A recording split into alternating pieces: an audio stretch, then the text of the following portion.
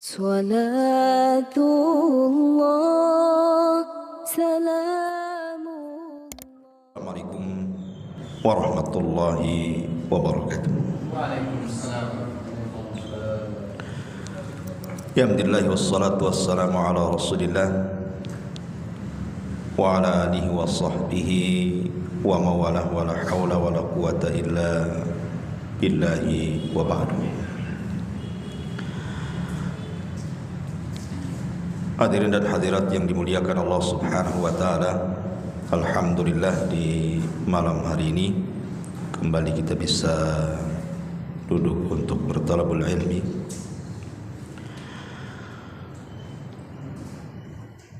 Dan malam ini masih membahas fikih salat ya. Apa-apalah kita selang-seling dengan fikih. Dan kita akan menjelaskan tentang beberapa kesalahan fatal orang melakukan sholat sehingga sebagiannya bisa membatalkan dan sebagiannya bisa mengurangi pahala, bahkan tertolak sama sekali sehingga sholatnya tidak sampai diangkat ke langit. Ma'asyiral muslimin yang dimuliakan Allah Subhanahu wa taala, sebagaimana yang ma'ruf sering antum dengar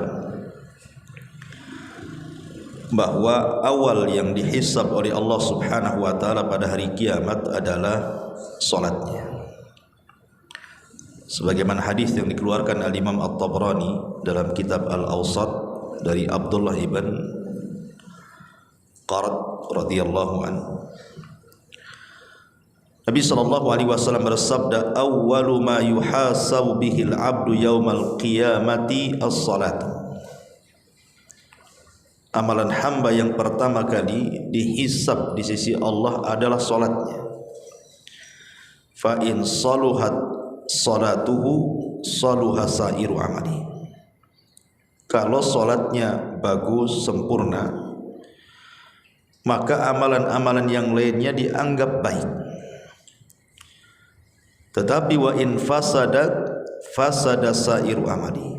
Tapi kalau salatnya rusak, tidak memperhatikan, bahkan sampai membatalkan, maka amalan-amalan yang lainnya tidak dianggap. Dari sini kita tahu bahwa salat itu penentu. Sehebat apapun antum bersedekah, sekhusyuk apapun antum berpuasa, sebanyak apapun antum membaca Al-Quran, berzikir dan ibadah-ibadah yang lainnya, kalau solatnya bermasalah, maka yang lain ikut bermasalah. Makanya seheran kalau datang Ramadan, banyak orang yang tidak solat, rajin pula dia puasa.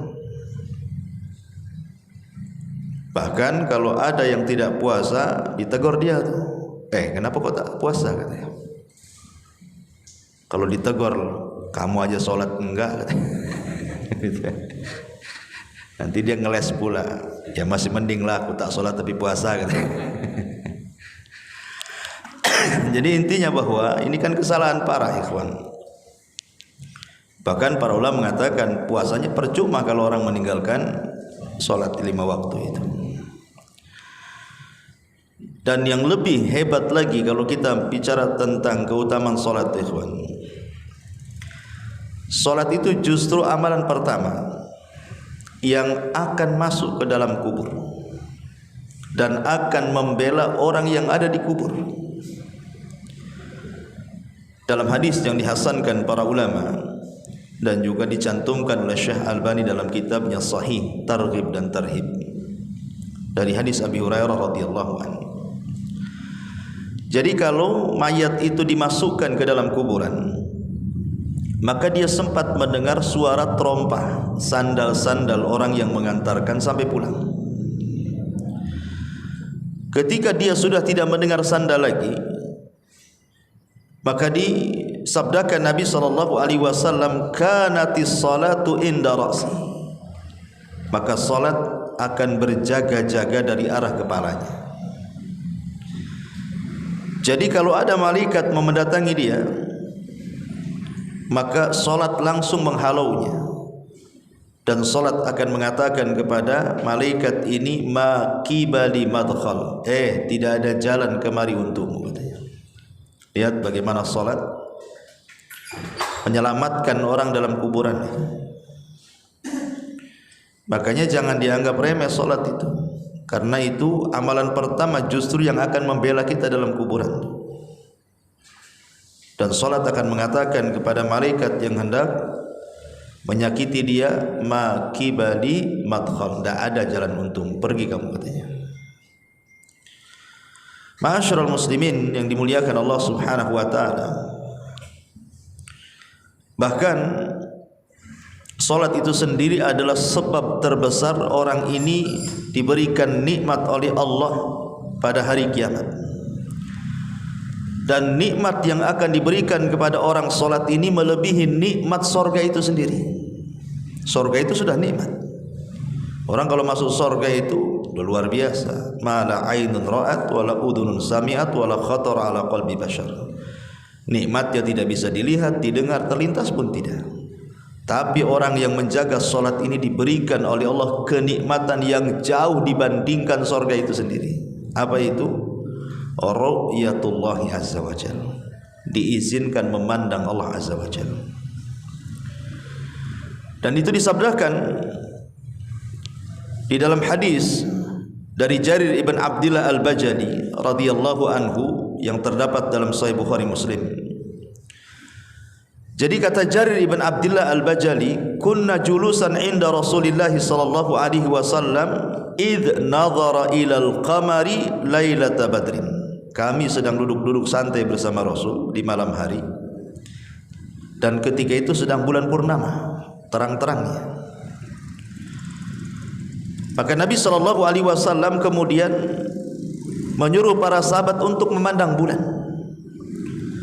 Kata Nabi SAW, amma innakum satarawna rabbakum kama tarawna hadzal qamar la tudamuna fi ru'yatihi.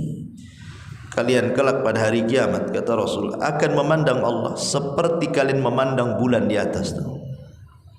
Artinya kalian tidak akan berdesak-desakan saat memandang. Siapa yang mau desak-desakan mandang bulan? Tinggal didongakkan ke langit, nampaklah bulan itu. Artinya bahwa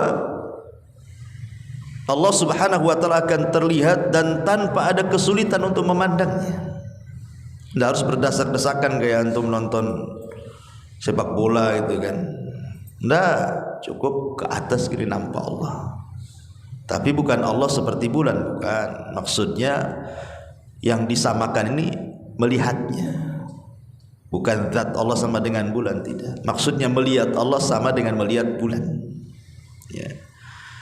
Kemudian kata Nabi SAW, fa in istata'tum alla tughlabu an salati qabla tulu'i syamsi wa qabla ghurubiha faf'alu, kata Rasul. Maka jika kalian sanggup untuk tidak terkalahkan di dalam menjaga salat sebelum terbit matahari alias salat subuh, wa qabla ghurubiha, dan sebelum terbenam matahari alias salat asar, faf'alu, maka lakukanlah. Dengan itu kalian bisa memandang Rabb kalian. Jadi dari sini kata para ulama ketika memberikan catatan kepada hadis ini, lihat bagaimana salat itu adalah sebab terbesar kita mendapatkan nikmat ru'yatullahi azza wa jalla, bisa memandang Allah. Terutama orang yang menjaga dua salat subuh dan asar. Jadi semakin kita banyak melakukan salat ditambah dengan yang sunnah-sunnah, maka semakin banyak pula kemudian kita akan memandang wajah Rabb kita. Bahkan ulama mengatakan kalau orang memperbanyak salat baik yang wajib ataupun yang sunnah, secara otomatis dia akan banyak berdiri. Ketika orang banyak berdiri di dunia, maka dia akan sedikit berdiri di padang mahsyar. Karena dia sudah sepanjang hidupnya berdiri terus untuk Allah. Tidak mungkin suruh berdiri lagi di padang mahsyar dengan waktu yang lama. Maka dia tidak akan lama-lama berdirinya di padang mahsyar itu, karena dia sudah terlampau lama berdiri untuk Allah ketika di dunia. Lihat bagaimana keagungan salat. Dan nikmat memandang Allah juga bagi orang-orang yang menjaga salatnya itu disebutkan di dalam surah Al-Qiyamah. Antum bisa baca pada ayat 22 sampai 32. Ketika Allah Subhanahu wa taala menceritakan tentang kenikmatan penduduk sorga dan kenikmatan dan azab penduduk neraka, Allah katakan wujuhu yawma idzin nadhirah. Wajah-wajah orang-orang yang beriman pada hari itu berseri-seri. Kenapa? Ila rabbiha nadhirah, karena mereka mampu memandang Allah. Tapi di sisi lain Allah mengatakan wa wujuhu yawma idzin basirah. Tapi wajah orang-orang kafir itu mereka bermuka suram. Kenapa? Tadhunnu an yuf'ala biha faqirah. Mereka yakin bahwa akan ditimpakan kepada mereka malapetaka yang besar. Kemudian Allah mengatakan kalla idza balagatit taraq wa qila man raq wa dhanna annahu al-firaq wal tafatis saqu bis-saq ila rabbika yauma idzinil masaq. Di sini syahidnya fala saddaqa wala shalla walakin kadzdzaba wa tawalla. Sekali-kali jangan seperti itu. Apabila nafas telah mendesak sampai di kerongkongan, dikatakan kepadanya siapakah yang dapat meruqyah mengembalikan ruh ke dalam jasadnya, dan dia yakin bahwa sesungguhnya itulah waktu perpisahan dia dengan dunia, sehingga bertautlah betis kiri dan betis kanan kepada Rabb-Nya lah pada hari itu kamu akan dihalau. Kenapa demikian? Karena fala saddaqa wala shalla. Dia tidak pernah membenarkan Allah dan Rasulnya, dan dia tidak pernah solat. Macam mana orang yang tidak pernah solat akan memandang Rabb-Nya?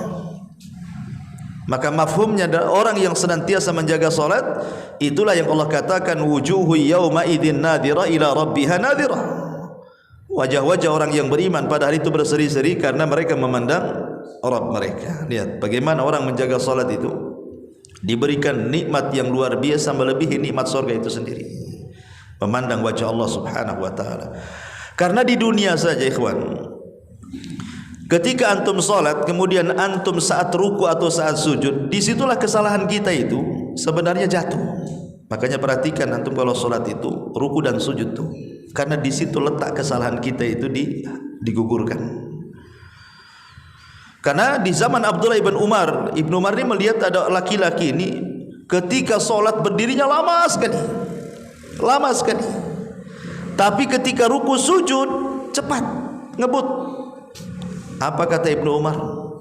Fa inni sami'tu an-nabiyya sallallahu alaihi wasallam yaqul, aku mendengar Rasul bersabda, innal 'abda idza qama yusalli utiya bidhunubihi fawudiat ala ra'sihi aw atikihi fakullama raka'a aw sajada tasaqatat anhu. Kata Rasul, apabila seorang hamba tegak melaksanakan salat, maka dosa-dosanya akan didatangkan semuanya. Di mana? Di arah kepala dan arah bahunya. Maka apabila dia ruku kemudian sujud, maka akan berguguran dosanya, kata Nabi. Makanya kenapa kemudian posisi ruku dan sujud itu sangat menentukan diterima dan tidaknya salat kan? Karena ada hadis yang mengatakan ada orang salat selama 60 tahun enggak diterima. Alasannya apa? Karena dia tidak beres ruku dan sujudnya tuh. Justru ketika ruku sujud itulah kesalahan kita hilang. Tasaqatat anhu, berjatuhan kesalahan kita itu. Dalam riwayat yang disahihkan oleh Syekh Nasiruddin Albani dalam kitabnya Sahihul Jami, innal 'abda idza qama yusalli utiya bidhunubihi kulliha fa wudi'at ala ra'sihi wa atikihi fa kullama raka'a aw sajada tasaqatat anhu. Apabila seseorang berdiri solat, maka semua kesalahannya akan diletakkan di kepala dan bahunya. Apabila dia posisi ruku, maka berjatuhanlah kesalahannya, dan apabila posisi sujud juga sama, menjatuhkan semua kesalahannya. Ibarat orang wudu kan jatuhnya dari tetesan air wudu, kesalahan kita hilang kan. Tapi kalau solat itu justru saat ruku dan sujud. Disitulah waktu yang sangat baik. Makanya disuruh tumakninah. Tumanina itu artinya betul-betul ruku ya. Kalau seandainya diletakkan mangkok berisi air di punggungnya itu nggak akan jatuh saking ratanya. Dan ketika sujud juga sama tumanina, sehingga pahanya lurus. Ya kan ada pahanya belok sini kalau terlampau dekat sujudnya, atau kalau terlalu jauh gini kali itu pahanya. Itu ya. Biasa aja lah ya, tidak tengah-tengah. Jangan jauh kali gitu ya. Jangan pula dekat kali. Ya, supaya pahanya itu jejak bahasa kitanya, apa jejak gitu ya, lurus lah kan itu ya. Jadi itu juga penting memperhatikan, karena justru di situ kesalahan kita akan hilang. Makanya dalam sebuah hadis Nabi SAW, dari hadis Abi Hurairah radhiyallahu an, Nabi bersabda, "Ara'aitum law anna nahran bi babi ahadikum." Bagaimana pendapat kalian kalau seandainya di depan rumah kalian itu ada sungai jernih bersih sekali, wa yaghtasilu minhu kulla yaumi khamsa marrat, dan di antara kalian setiap hari minimalnya 5 kali mandi di sungai itu. Hal yabqa min dharanihi syai'un, adakah daki-daki kotoran-kotoran di badan itu nempel kalau antum mandi sehari 5 kali? Qalu la yabqa min daranihi syai', enggak ada ya Rasul, pasti bersih lah. Antum aja mandi sehari berapa kali? 2 kali kan itu. Ada juga yang 1 minggu tak mandi. Artinya kalau 1 hari lo mandi 3 kali dah bersih badan kita. Ini 5 kali itu, bayangkan apakah masuk angin antum? Tapi kalau antum melakukan 5 kali sehari setiap hari, apa enggak bersih badan itu? Kata Nabi SAW, "Fadzalikum mithlas salawatil khamsi yamhullahu biha khotoyaya." Itulah sama dengan solat juga. Kalau seandainya kita jaga solat 5 waktu, kemudian setiap ruku gugur kesalahannya, setiap sujud gugur kesalahannya, yamhullahu bihinna khotoya, maka kesalahan kita habislah. Kalau setiap ruku dijatuhkan kesalahannya, setiap sujud dijatuh, itu solat wajib saja tuh. Solat wajib saja berapa kali ruku sujud itu, antum tambah lagi dengan sunnahnya, akalikan saja ya. Artinya keutamaan solat itu luar biasa gitu. Makanya kenapa sebenarnya kalau orang itu paham keutamaan di balik solat itu, terangsang dia solatnya, nggak asal-asalan ya kan. Sayang gitu ya, setiap hari kita ini solat itu waktunya kita membuang dosa, tapi tidak ada dosa pula yang dibuang dari situ. Makanya Nabi SAW sangat memperhatikan kondisi solat, terutama dalam posisi ruku dan sujud itu. Baik, kita akan menyingkat beberapa kesalahan.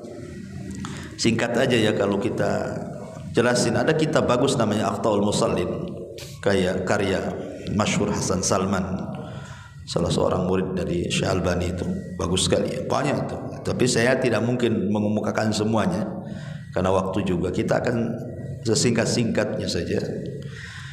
Kita mulai dari wudu dulu ya, karena solat itu tidak sah kecuali dengan wudu. Pertama, terkadang orang ketika wudu lupa membaca basmalah ya. Memang pendapat yang sahih, orang yang lupa membaca basmalah itu sah wudunya. Tapi ada juga yang mengatakan harus diulang wudunya kalau dia lupa baca basmalah. Ini terjadi khilaf ulama, walaupun yang rajih sah wudunya ya. Tetapi kan kalau sudah ada khilaf ulama seperti ini kan kita tidak tahu mana dikhawatirkan yang kuat yang batal, ataupun mungkin yang kuat yang tidak batal. Kita tidak tahu. Kalau sudah khilaf ini masalahnya repot. Makanya biar keluar dari khilaf ulama, baca saja ya, baca saja. Dan kalau ingat tidak ingat di awal, baru ingat kemudian di pertengahan, ya nggak apa-apa kata ulama. Kita baca basmalah di pertengahan wudu. Ini yang pertama. Yang kedua, dalam gerakan Ada gerakan-gerakan itu yang dalam sifat salat wudu Nabi tidak disyariatkan diulang. Seperti umpamanya mengusap kepala. Itu kan tidak disyariatkan diulang, cuma satu kali saja. Ya. Artinya ketika tidak disyariatkan diulang dan Nabi SAW hanya mengusap satu kali, jangan kemudian kita membuat syariat yang tidak diajarkan Nabi. Kalau yang lain bolehlah sekali basuhan atau 2 kali basuhan atau 3 kali basuhan yang paling banyak. Tidak boleh lebih juga. Ya, karena Nabi SAW mengatakan dalam sebuah hadis bahwa siapa yang menambah faman zada ala hadza au naqasa faqad asaa wa zalama. Siapa yang mengurang-urang atau menambah dari bilangan yang sudah ditentukan Nabi, maka dia telah salah wudunya dan telah melakukan kezaliman. Yang wajib itu 1 kali basuhan, yang 2 dan 3 itu sunnah hukumnya. Tetapi kalau memang Nabi SAW tidak mengajarkan kecuali 1 basuhan saja di kepala, ya sudah itu sajalah. Ngapain pula kemudian kita tambah? Ini kesalahan berwudu juga.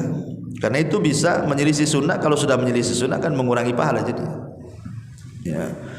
Kemudian yang ketiga, kadang-kadang al-ghaflatu an ghaslil a'qab. Kadang-kadang kita tidak memperhatikan ketika mencuci kaki. Yang lain bagus, berkumur-kumur, basuh muka, basuh tangan, kepala. Masalah ketika kaki asal-asalan main guyur saja. Ya kan? Padahal tidak cukup dengan mengusap. Makanya ketika Allah Subhanahu wa taala berfirman, "Idza kuntum ila sholati faghsilu wujuhakum wa aydiyakum ilal marafiq wamsahu bi ru'usikum wa arjulakum."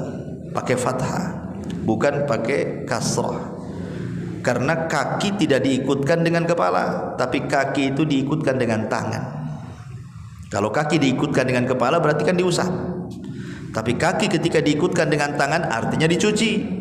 Cuci itu bukan hanya sekedar mengusap, tetapi ada adalku, gosokan bahasa kitanya. Bukan hanya mengguyur air, mengusap, tapi ada gosokan, digosok-gosok kakinya, itu maksudnya dengan air. Ya, karena dikhawatirkan kalau seandainya hanya main banjur saja, ambil air main guyar-guyur, itu dikhawatirkan tidak menyentuh atau mungkin ada 1 titik 2 titik anggota wudu yang tidak terbasuh. Dan itu bahaya, kata Nabi SAW, wailun lil a'qabi minan nar. Neraka wel bagi tumit-tumit yang tidak disentuh air wudu. Ya, jadi harus diperhatikan cuci kaki itu. Sebagaimana kita memperhatikan kumur-kumur, gerakan wudu, maka kaki itu juga yang kadang-kadang diremehkan. Diusap saja, kata para ulama, bermasalah, kecuali gosokan. Ini tidak diusap, main banjur saja. Kan itu ya. Nah, ini juga yang harus diperhatikan ya. Karena bagaimanapun wudu ini yang menjadikan salat itu baik gitu. Nah, kemudian juga yang keempat, ada mutakhlilil asabi. Bukan hanya menggosok-gosok ketika mencuci tangan ataupun kaki, tetapi juga harus menyela-nyela. Kan dalam tangan itu kan ada ini daerah-daerah yang harus dijangkau dengan selaan gini kan. Nah, seperti begitu juga kaki itu. Kalau tangan mungkin masih lah gini-gini. Kadang-kadang kaki tidak. Nah, itu lo menyela-nyela juga bagian daripada sunnah. Karena Rasul mengatakan isbaghil wudu wa khallil bainal asabi. Sempurnakan wudumu dan jangan lupa menyela-nyela bagian yang harus disela itu, terutama di tengah-tengah jari itu. Ma'asyiral muslimin yang dimuliakan Allah Azza wa Jalla, banyak lagi. Taib, kita masuk kesalahan sebelum sholat. Tashbikul asabi. Ada orang yang ketika menunggu sholat itu tashbik. Tashbik itu begini ya, begini. Ini tidak boleh. Saya lihat kan kadang-kadang saya lihat orang yang ketika nunggu sholat tangannya begini. Nah, kalau gini nggak masalah, atau gini kedinginan gitu kan. Kalau gini ya ini yang nggak boleh. Tashbik itu memasukkan jari kanan kiri seperti ini, kemudian gini, gini ya. Tidak boleh. Karena ada hadis Nabi SAW, "Idza tawaddaa ahadukum fi baitihi thumma atal masjid." Apabila salah seorang dari antara kalian berwudu, kemudian mendatangi masjid, kana fi salatin hatta yarji, maka dia dianggap di dalam salat sampai dia kembali. Kemudian kata Rasul, fala yakul hakadha wasabbaka baina asabi. Kata Rasulullah, jangan kalian lakukan seperti ini. Kemudian beliau sabbak, ya, menyatukan jari kiri kanan dan memasukkannya. Jangan seperti ini, tak boleh seperti ini. Maksudnya dalam posisi menunggu sholat, ya, dalam posisi menunggu sholat saja. Antum masuk ke masjid, ini belum qomat, nah itu yang dilarang. Tapi kalau sudah sholat di masjid, antum mau duduk begini ya nggak ada masalah, karena di sini larangannya adalah menunggu sholat, karena dianggap main-main. Ya, ini kesalahan juga sebelum sholat. Ini yang pertama. Yang kedua, al-israfil khuta ilal masjid, buru-buru, ya, kayak mau dikejar-kejar apa gitu kan. Apalagi kalau sudah imam Allahu Akbar ruku, wah itu langsung takut gak dapat ruku, karena dapat ruku dapat 1 rakaat masalahnya kan.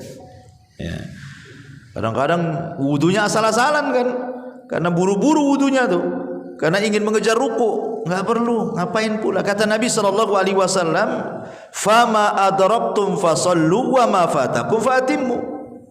Kalau kalian mendapatkan sempurna, alhamdulillah. Kalau kurang ya tinggal ditambah saja kok. Kenapa kemudian sibuk ngejar-ngejar? Yang lebih parah lagi dari rumah gitu ya, ngejar-ngejar motor di kebut-kebut, nabrak nanti. Ataupun lari-lari ngos-ngosan, nggak khusyuk nanti bacaannya itu, karena dia harus ngatur nafas masalahnya. Jadi nggak perlu. Kata Nabi SAW dalam sebuah hadis, idza thuwiba lis-salati, apabila dikomatkan untuk salat, fala ta'tuha wa antum tas'auna wa tuha wa alaikum as-sakinata wal waqar, kata Rasul. Maka jangan mendatangi dan kalian tergesa-gesa, tenang saja, santai saja.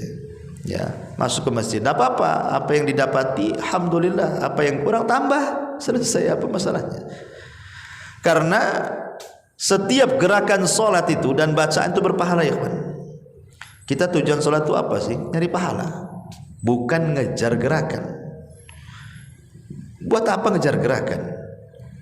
Kalau seandainya antum ini umpamanya masbuk, ya, kemudian ikut imam, setiap gerakan dan bacaan itu berpahala. Karena ada orang yang nganggap rugi. Contoh nih, nganggap rugi itu, imam ini lagi tasyahud, kita baru datang, malas sih kita tasyahud karena dianggap nggak dapat 1 rakaat kan. Ditunggunya dia berdiri, nah, baru takbir Allahu Akbar. Anda ini cari gerakan, cari pahala, langsung Allahu Akbar takbiratul ihram, ikut tasyahud, itu sudah dapat pahala walaupun tidak dapat rakaat. Tapi kan kita dapat pahala di situ, karena setiap gerakan dan bacaan dalam sholat itu ada pahalanya sendiri tuh. Sayanglah kalau seandainya kita luput dari pahala tuh, karena kita diperintahkan untuk mubadarah, bersegera mengikuti imam. Nah, ini juga kesalahan adalah ketika israfil khuta, bersegera melangkah ke masjid. Ya. Tetapi juga jangan kemudian kita berleha-leha. Jangan berleha-leha itu maksudnya meremehkan gitu ya. Setiap hari lah antum masbuk gitu. Udah masbuk ditelat-telatin lagi. Taib. Kemudian juga yang ketiga adalah at-tanafful inda iqamatis shalah. Ketika qomat salat sunnah pula antum. Ya, dekat-dekat qomat ini nekat salat sunnah. Tahu dia nggak akan keburu sholat sunnah kan. Kalau sudah tahu jarak ke qomat itu sedikit, jangan sholat sunnah. Kecuali kalau masih lama, baru adzan kan masih lama. Ya, tapi kalau sudah nampak, apalagi kan sekarang di masjid-masjid itu kan ada itunya ya, kayak layarnya kan. Jam sekian masuk, nanti bunyi itu tut gitu kan. Nah, udah nampak nih. Nah, ini tinggal 2 detik, mana bisa saya. Karena yang sudah sholat sunnah saja kalau didengarkan qomat batal kan gitu, dibatalkan, bukan batal sholatnya, dibatalkan. Kenapa dibatalkan? Karena dia rugi, kemudian dia memperjuangkan yang sunnah, kemudian luput yang wajib. Kecuali posisi dia itu lagi tasyahud akhir, ya tidak masalah lah kan, tinggal tasyahud akhir saja. Dan ini baru qomat, Ya, berarti kalaupun lewat sedikit sekali. Ya. Tapi kalau masih 1 rakaat lagi, kemudian dia qomat, ya rugilah. Dan pasti dia pun tidak akan khusyuk. Ya, enggak akan khusyuk dia karena takut dia ketinggalan salat wajib juga. Makanya kata Nabi SAW, "Idza uqimatis salatu fala salata illal maktubah." Apabila qomat dikumandangkan, tidak ada salat kecuali yang wajib. Hadis dikeluarkan Bukhari Muslim. Kemudian ketika masuk ke dalam masjid, ini juga kesalahan, adamu taswiyatis shaf wa tarkus saddil faraj. Tidak langsung merapatkan saf dan meluruskannya. Pokoknya main masuk takbir, enggak begitu. Kita masuk saf, perhatikan dulu kelurusannya dan kerapatannya. Baru setelah antum yakin antum sudah lurus, sudah rapat, baru takbir di situ. Dan kalau memang kawan sebelah itu memang sudah terbiasa merapatkan kaki tumit ketemu tumit, alhamdulillah. Ya, dia berasa kita pun nyaman dengan dia.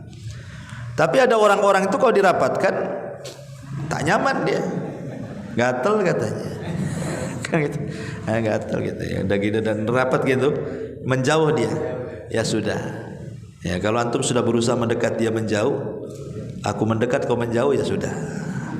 Ya, karena masalahnya ada 2 kemadharatan. Satu madharat kepada yang menjauh, kakinya semakin rapat, kita pula semakin ngangkang. Kan gitu kan masalah kan. Bahkan ada kasus itu di Gresik dulu, saya masih mondok tuh di masjid rumah sakit. Jadi ada ikhwan itu sakit, nah kita solidaritas anak pesantren ya ikut nunggu lah kan. Sebagian ikhwan ini semangatnya gitu, ingin merapatkan saf tuh. Jadi orang yang dirapatkan saf ini orang awam, mungkin masih tanya-tanya ini syariat apa kayak gini kan, begini. Jadi makin ngangkang tuh ikhwan ini, marahlah orang sebelah. Akhirnya sepak kakinya jatuh lah. Karena kan kekuatannya kan nggak bisa, kalau ngangkang gini kan kekuatan berdirinya kan kurang kan itu. Jadi sepak jatuh lah kan itu. Sempat ribut tapi sholat tuh. Nah kan jadi akhirnya kan nggak bagus. Niatnya baik untuk merapatkan saf, tetapi berujung dengan penyepakan. Kan gitu kan. Jadi belum tentu niat baik itu jadi baik kan itu ya. Kalau memang orang sebelahnya nggak dirapatkan ya udah. Ya jangan dikejar-kejar kaki orang. Taib. Yang penting kita sendiri sudah ada niat ingin meluruskan dan merapatkan. Intinya seperti itu. Karena Rasul mengatakan la tasawwunna sufufakum aw la yukhallifannallah baina qulubikum wa wujuhikum. Kata Rasul, rapatkan saf kalian atau Allah akan selisihi wajah dan hati kalian. Sebenarnya gampang saja kita ini melihat warga di sekitar sini nyatu hatinya atau tidak, itu lihat sholatnya. Kalau sholatnya centang perenang safnya ada, berarti banyak masalah di tempat ini. Hatinya nggak sama tuh. Ya tapi kalau rapat-rapat safnya itu berarti bersatu lah. Karena hadisnya seperti itu. Rapatkan saf kalian atau Allah buat hati kalian bermasalah satu dengan yang lainnya. Ini juga kesalahan sebelum sholat. Nah, kita masuk ketika masuk sholat. Kesalahan pertama adalah ada tuma'ninati fis sholat. Tidak tumaknina. Tidak tumaknina seperti tidak meluruskan sewaktu ruku dan tidak tumaknina meluruskan sewaktu sujud. Nabi SAW beliau bersabda kepada orang yang tidak tumanina ketika ruku dan sujudnya, kata Rasul, irji fasalli fa innaka lam tusalli. Ulangi salatmu, kau belum dianggap salat. Sampai 3 kali Rasul itu, ulangi salatmu, kau belum salat. Jadi sahabat ini mengatakan, ya Rasul, saya tidak bisa melakukan yang lebih baik daripada ini, katanya. Karena sudah 3 kali diulang. Maka Nabi memberitahu kesalahannya apa.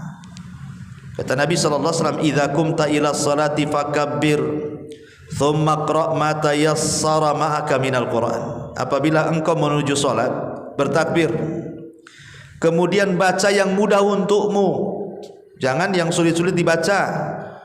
Makanya sebagian para ulama mengatakan makruh hukumnya solat wajib melihat mushaf, karena di masjid itu taruh mushaf kan.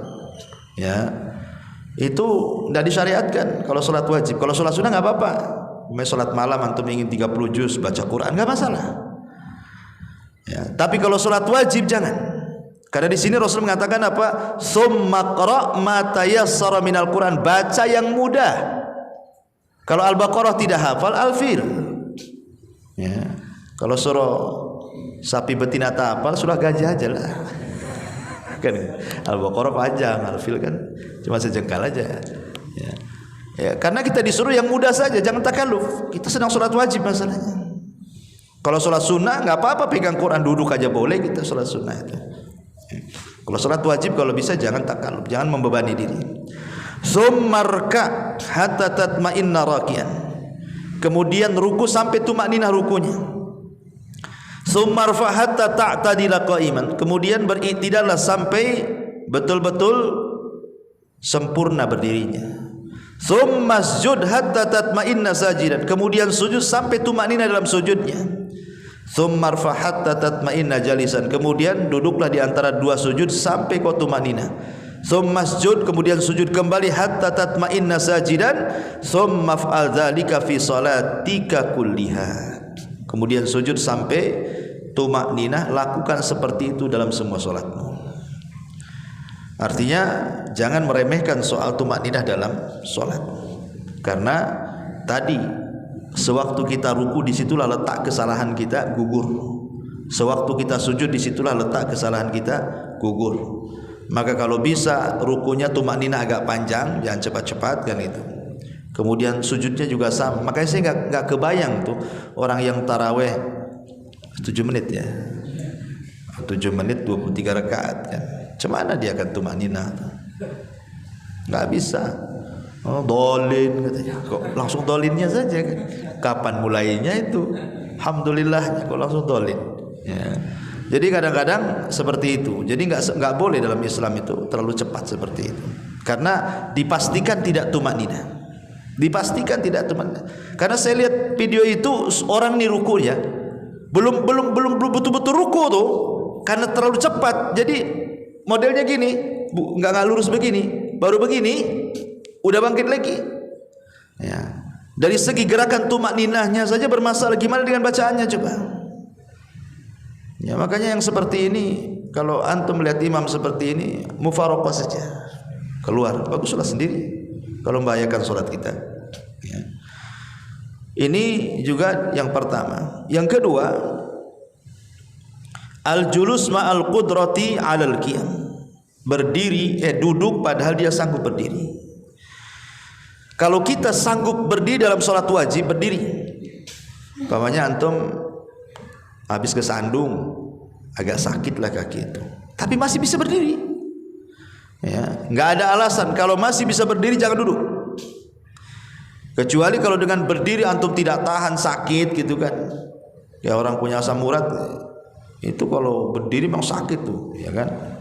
Kayaknya dicucuk-cucuk gitu ya. Ah itu nggak masalah dulu kan, karena memang berdiri memadaratkan kan. Sebab kalau tetap berdiri dengan menahan sakit nggak akan khusyuk kan gitu dia bacaannya kan. Tapi kalau dia sanggup berdiri jangan duduk, karena berdiri dalam sholat wajib itu rukun. Kalau dia sanggup berdiri kemudian duduk batal sholatnya, karena meninggalkan rukun masalahnya.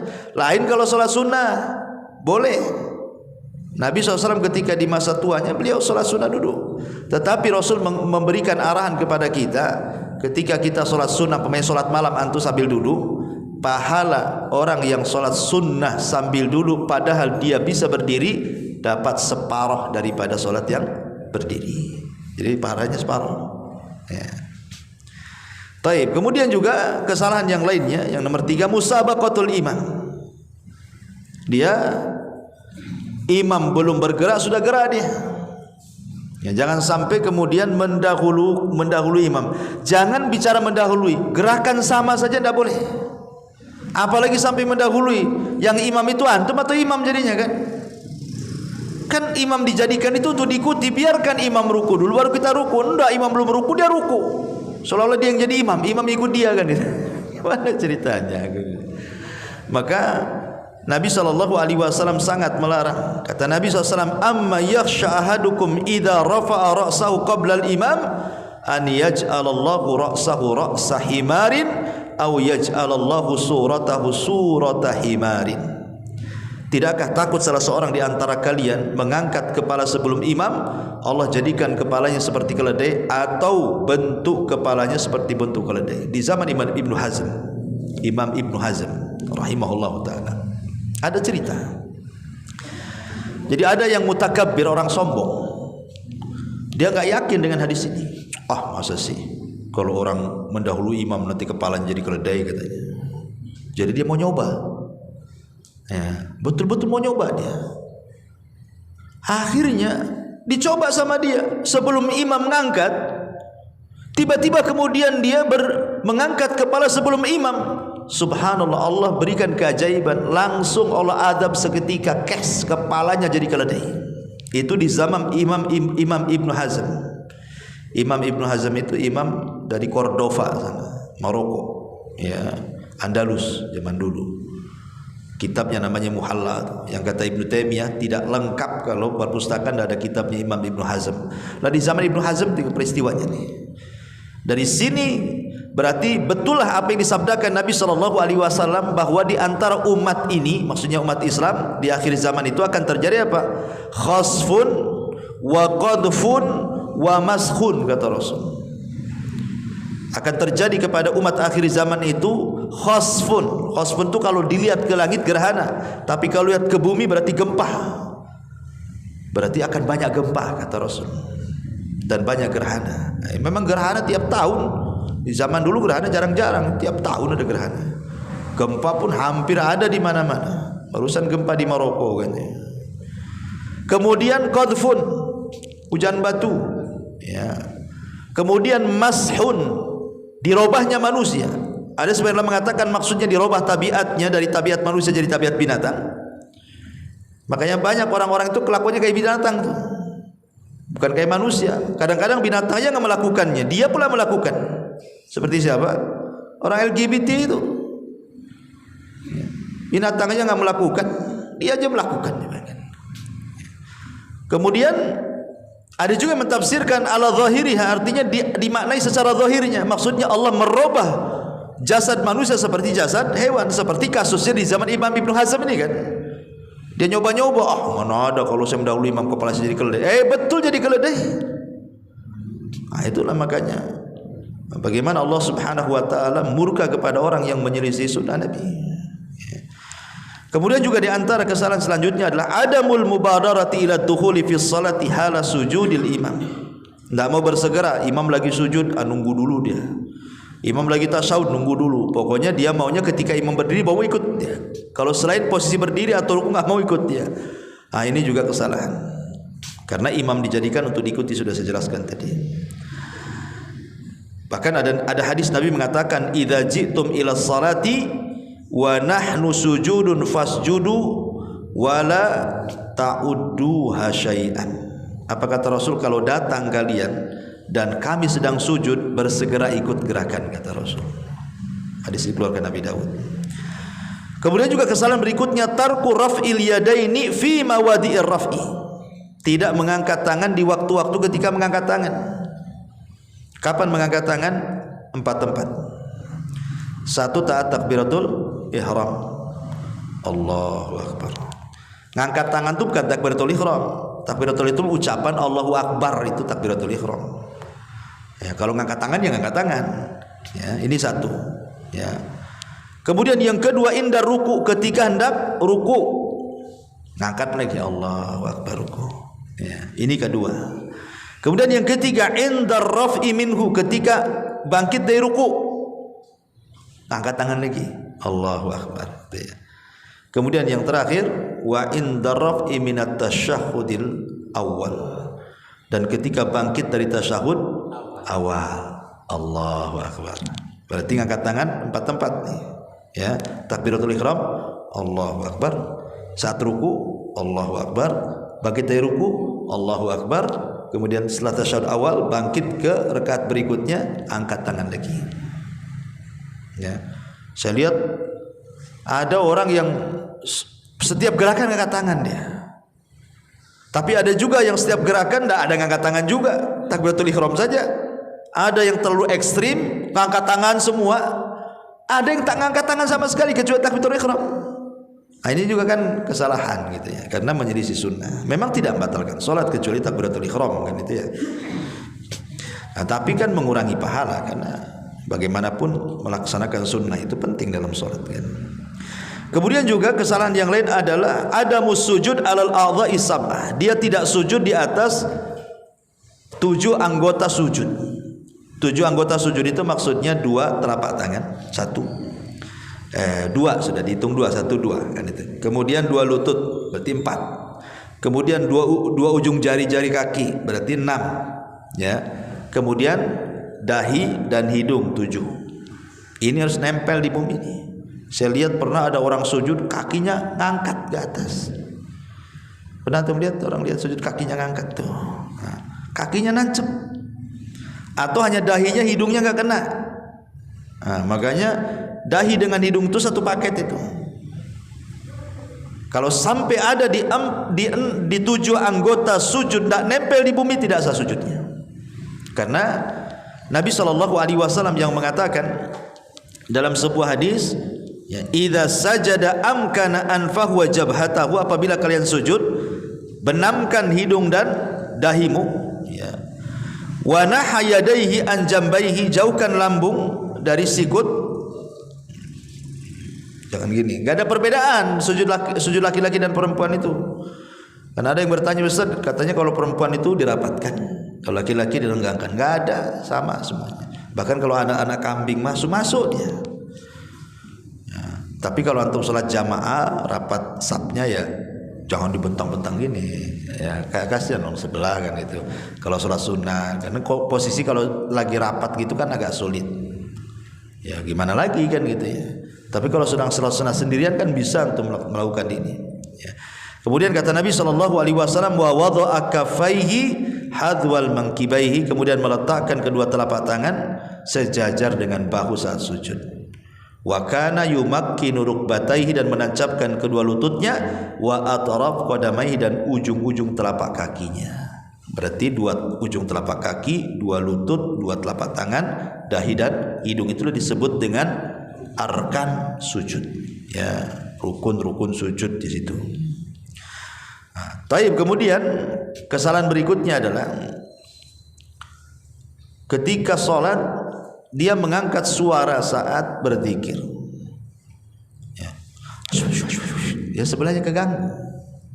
Karena ada orang yang dia saking khusyuknya dia nggak sadar waswes-waswesnya itu sampai mempengaruhi sebelah kanan sebelah kiri itu. Tidak boleh ganggu orang sebelah kanan kiri. Kenapa? Karena Rasul yang mengatakan ayyuhan nas inni imamukum. Wahai ala inna kullukum afan. Hadis ini dikeluarkan Imam Abu Dawud. Ala wa inna kullukum munaji rabbahu. Ingatlah kalian itu sedang bermunajat kepada Allah. Fala yu'dhiyanna ba'dukum ba'dha. Jangan menyakiti sebagian kalian dengan sebagian yang lainnya. Wala yarfa ba'dukum ala ba'din fil qira'ah. Jangan kencang-kencang kalian ketika membaca bacaan dalam salat. Nanti keganggu orang sebelahnya gak khusyuk. Lebih parah lagi loh, was-was gak sikat gigi lagi kan. Keluar semua baunya kan. Lebih parah lagi itu ya, jangan ganggu ya.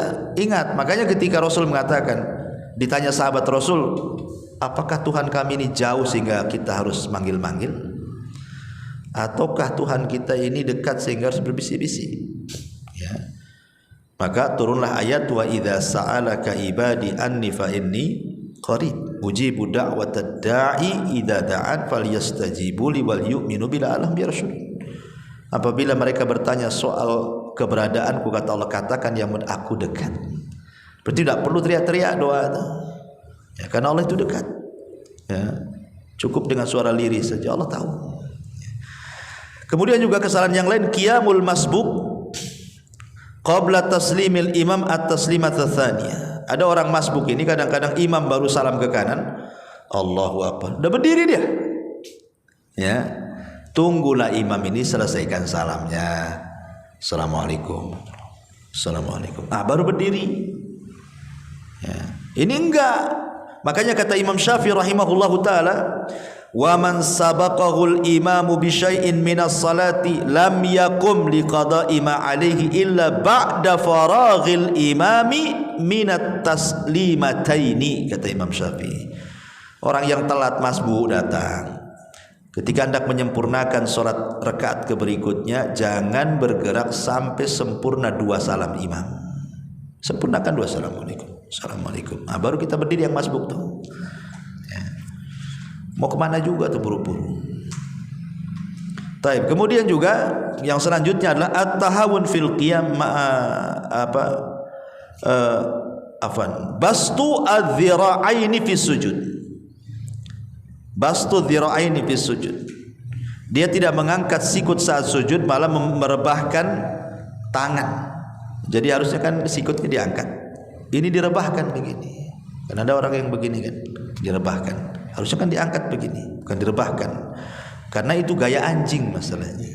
Itu anjing duduk ya. Kata Nabi SAW, idza sajadta fadha kaffaika warfa mirfaqaika. Kalau sujud, letakkan kedua telapak tanganmu, jauhkan kedua sikutmu. Karena Nabi mengatakan, i'tadilu fis sujud wa la yabsutu ahadukum dira'aihi imbisatal kalbi. Di sini ada larangan.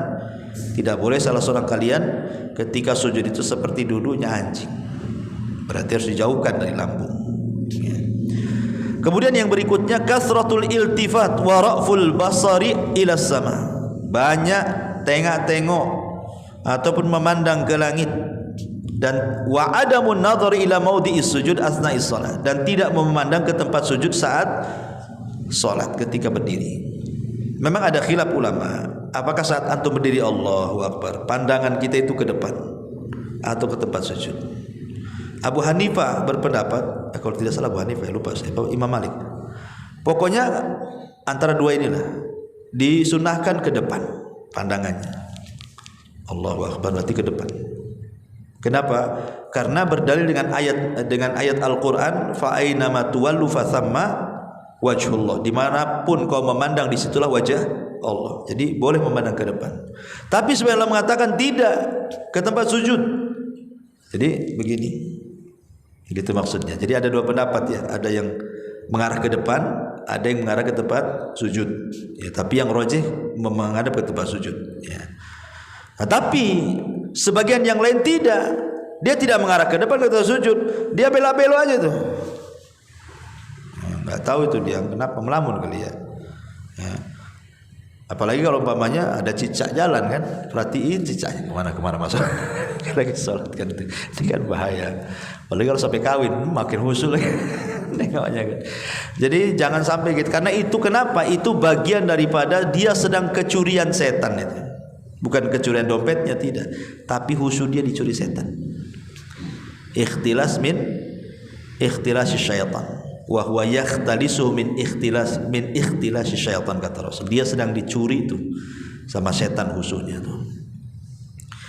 Taib. Kemudian yang selanjutnya adalah ad-dukhulu ilal masjid bi rawaihil khabitha. Dia tidak menjaga keharuman badan. Ya, harusnya ya kalau sholat itu, kalau sholat sendiri nggak apa-apa, tapi kalau sholat jamaah ya kalau bisa agak harum lah pakaian itu. Ya, udah maaf ketiaknya bau gitu kan, udah nggak pakai parfum, yang sebelahnya itu udah menikmati betul. Karena masalah jadinya, kawan. Antum kalau nggak mandi minimal pakai parfum. Sudah tak mandi nggak pakai parfum, aduh lebih bangkai dari bangkai nanti. Gitu ya. Jadi ya Nabi itu suka berparfum. Kemana-mana kalau bisa bawa parfum. Nah, apalagi kalau sholat. Jadi kita khusyuk di sebelahnya pula khusyuk. Sebab kalau bau yang kita khusyuk sebelah tak khusyuk. Mungkin kalau lihat antum lagi, mungkin mikir-mikir kalau sebelah itu. Malas ada sebelah dia kan. Itu ya kan. Taib. Taib dan banyak lagi. Tetapi yang ingin saya jelaskan yang lebih tajam lagi, hal-hal yang bisa membatalkan sholat. Jelas ini batal sholat ini. Ya. Dan ini ada 10 perkara. Ya, jangan sampai antum lakukan ketika sholat, karena dipastikan batal sholatnya. Dan membatalkan sholat itu karena dua perkara. Pertama, karena antum melakukan yang diharamkan, atau karena antum meninggalkan yang diwajibkan. Jadi batalnya sholat itu cuma dua perkara ini: melakukan yang diharamkan atau meninggalkan yang diwajibkan. Adapun melakukan yang diharamkan, satu, makan minum secara sengaja. Ya. Antum lagi makan roti, takbiratul ihram, itu tidak boleh. Lepehkan dulu lah makanan itu. Ya. Ini jelas tak boleh, ya, batal sholatnya kalau secara sengaja gitu. Pemain antum lupa sikat gigi, ada pula 3 beras masih nyangkut, lepas pula dari gigi itu, akhirnya antum kunyah-kunyah. Kalau antum sengaja dikunyah-kunyah, telan, nah itu main-main antum tuh. Ya, sebaiknya antum lepehkan, ya, lepehkan. Jadi maksudnya dia ditampung lah, ambillah sama tangan, masukkan ini, ya, ke pesa, ya kan. Nanti habis sholat jadi duit. Taib. Ini yang pertama. Yang kedua, al-kalamu amdan fi ghairi maslahatis shalah. Ngomong secara sengaja yang tidak ada kaitan dengan maslahat sholat. Ngomong sengaja, Allahu Akbar, handphone orang-orang Afan lagi sholat. Itu tidak boleh kalau ngomong di luar maslahat sholat itu. Karena di zaman Rasul itu ada seorang sahabat, saya lupa namanya, jadi samping dia itu bersin haji gitu. Mungkin karena dia terbiasa refleks mendoakan orang bersin, yarhamukallah gitu. Jadi orang mandang-mandang semua sama dia, ya. Ada apa orang di depan lagi sholat tuh, orang memandang dia. Sampai ketika kemudian selesai sholat, maka Nabi SAW memberikan wejangan.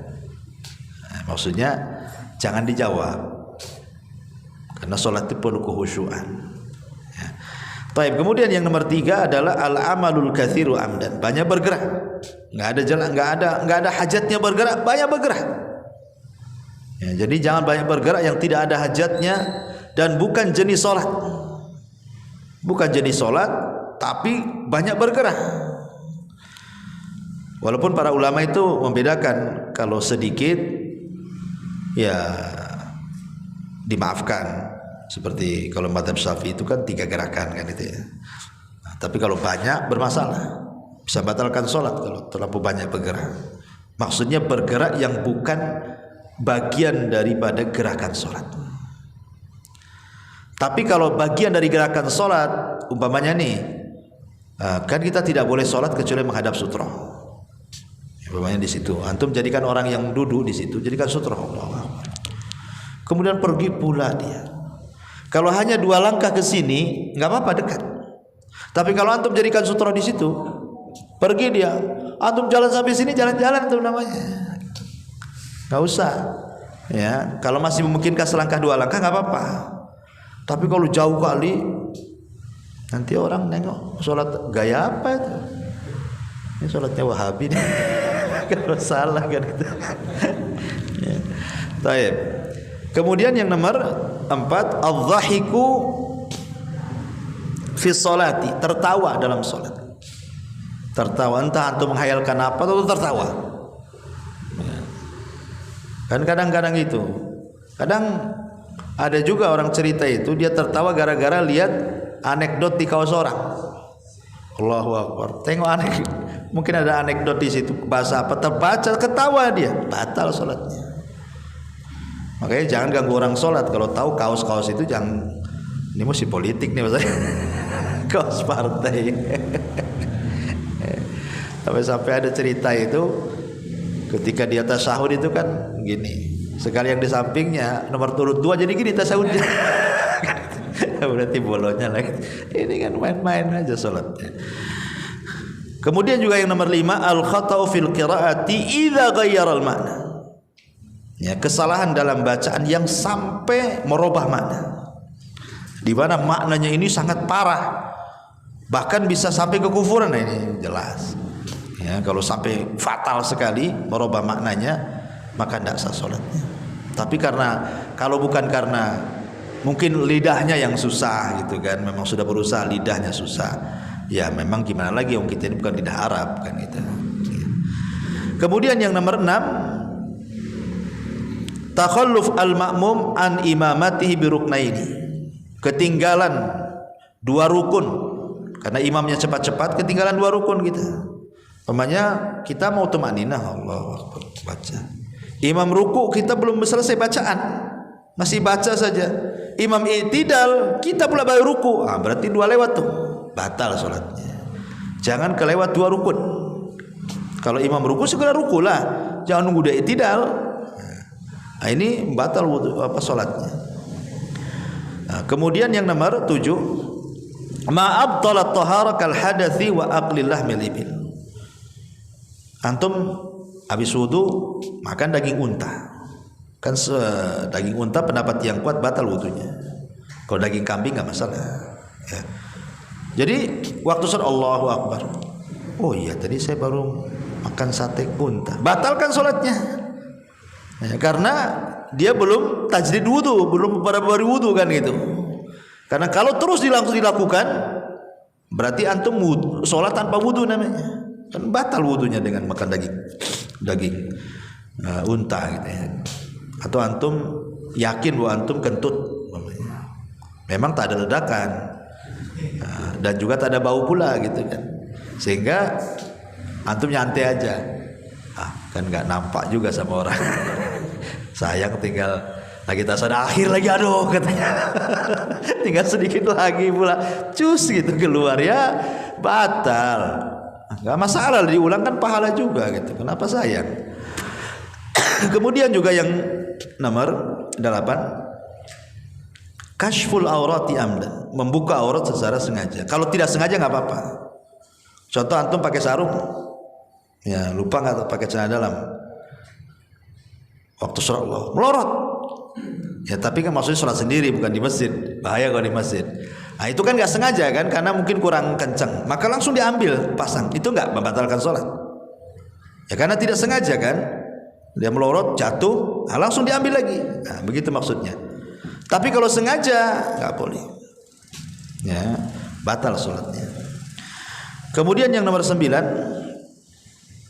adalah al-inhiraful katsir an jihatil kiblat, serongnya dari kiblat terlalu jauh. Kayak dulu kasus di masjid mana itu, dia bukan ngadap ke Mekah, ngadap ke Singapura. Gitu.